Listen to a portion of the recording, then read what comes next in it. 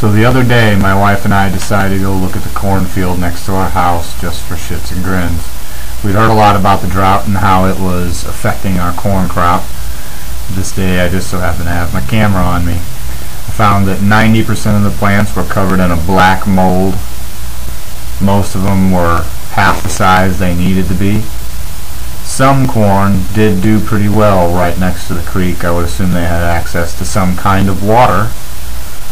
But the ones that did not have the access to the water died and shriveled up, as you can see. The most disturbing part about the whole thing was the actual smell of the cornfield. The mold itself permeates through the air. And as you can see here, I'm disassembling one of the corn cobs to show you exactly what the corn is doing.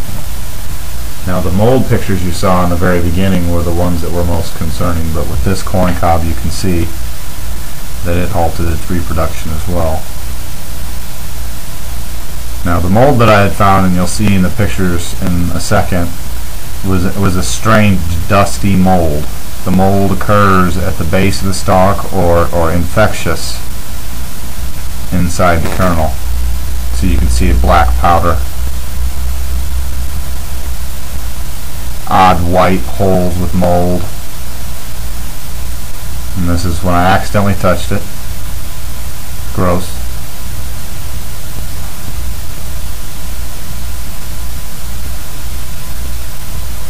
Now, I took all this in Barnhart, Missouri, and I know this doesn't account for all of the corn crop in the world or in the Midwest, but I am curious to see or hear from anybody that has anything to say about this mold or the lack of reproduction, the lack of seeds on the actual cob.